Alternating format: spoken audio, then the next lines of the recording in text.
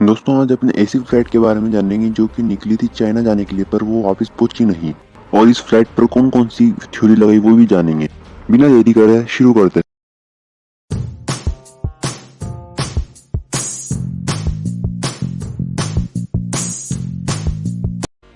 8 मार्च 2014 Kuala Lumpur से Beijing की ओर flight number MH370 take off करती है। और कहानी में आगे बढ़ने से पहले हम आपको बता दें कि कोलालमपुर मलेशिया में आता है और बीजिंग चाइना की कैपिटल है। अब टाइम हो रहा था 12:41 AM और फ्लाइट टेक ऑफ करती है।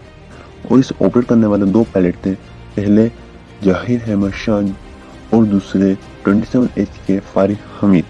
और इस प्लेन में 12 क्रू मेंबर्स थे और 227 पैसेंजर्स बैठे हुए थे और ज़्यादातर चाइनीज थे। इस प्लेन को मलेशिया के रडार से निकलकर वियतनाम के रडार में कांटेक्ट करना था, पर बीच में ये कहीं गायब हो गया और वियतनाम के रडार में कांटेक्ट नहीं कर पाया। और ये अब दुनिया की सबसे बड़ी मिस्ट्री बन गई, ये एयरप्लेन कहाँ गया। अब 9 मार्च को मल्टीनेशनल सर्च ऑपरेशन करा जाता है 7 कंट्रियों के द्वारा और इन्होंने साउथ चाइना सी में एक्सप्लोर करना शुरू करा, पर वहां पर कुछ हाथ नहीं लगा। फिर मलेशियन मिलिट्री रडार बताता है कि जैसे ही मलेशिया से कांटेक्ट टूटा था एयरप्लेन का, उसके 1 घंटे बाद तक मलेशियन मिलिट्री रडार ने एयरप्लेन को ट्रेस कर रखा था।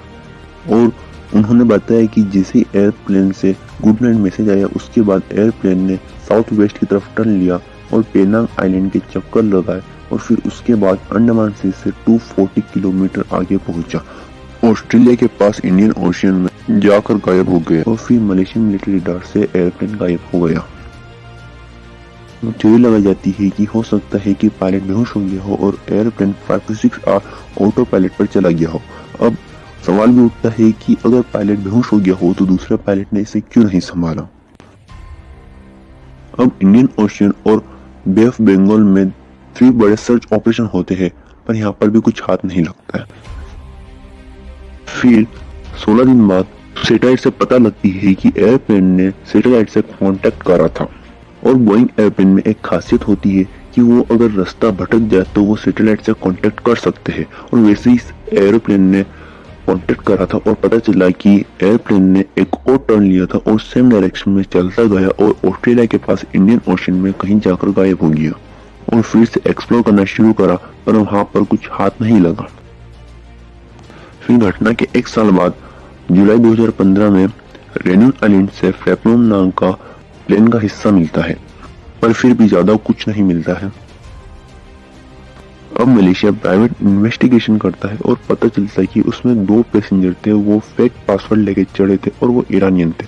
अब हो सकता है कि वो हाईजैकर्स हो, पर ये थ्योरी गलत थी, वो हाईजैकर्स नहीं थे, वो नॉर्मल से चोर थे जो कि दूसरी कंट्री में ट्रैवल करने के हिसाब से जा रहे। अब राइटर विलियम से एक थ्योरी दी जाती है कि हो सकता है कि पायलट डिप्रेशन में हो और उसकी वजह से कुछ गड़बड़ी हो गई हो। अब सवाल उठता है कि अगर एक पायलट डिप्रेशन में हो तो दूसरे पायलट ने इस एयरप्लेन को क्यों नहीं संभाला। फिर नॉर्मन डेविड्स कहते हैं कि हो सकता है कि रिमोट कंट्रोल सिस्टम हाईजैक हो गया हो, जैसे कि बोइंग एयरप्लेन में रिमोट कंट्रोल सिस्टम होता है और वैसे ही इस एयरप्लेन में भी रिमोट कंट्रोल सिस्टम था जिसका नाम बोइंग हनीवेल अनट्रिपेड ऑटो पायलट था। वैसे तो इस एयरप्लेन के गायब होने पर बहुत सारी थ्योरी दी जाती है और कुछ तो गलत भी साबित हो चुकी है, पर कुछ ऐसी है जिनका अभी तक कुछ सवाल का जवाब नहीं मिला। और ऐसी एक थ्योरी दी जाती है जो कि सच मानी जाती है, airplane 5 to 6 hour auto pilot पर चला गया हो और जब तक चलता गया हो तब तक उसका फ्यूल खत्म ना हो गया हो। फिर वो 15,000 फीट पर सेकेंड की स्पीड से वाटर में क्रैश हो गया हो और इस प्लेन में बैठे हुए जो पैसेंजर्स होंगे वो क्रैश होने से पहले ही मर गए होंगे, क्योंकि एयरप्लेन में लिमिटेड अमाउंट में ऑक्सीजन होती है, जिसकी वजह से एयरप्लेन का भार ज्यादा ना हो और ऑक्सीजन की कमी होने की वजह से लोगों की मौत भी हो गई होगी। नाउ अगर आपको ये वीडियो अच्छी लगी हो तो इसे लाइक करना और चैनल को सब्सक्राइब करना बिल्कुल मत भूलना। अब मिलते हैं अगली वीडियो में। जय हिंद।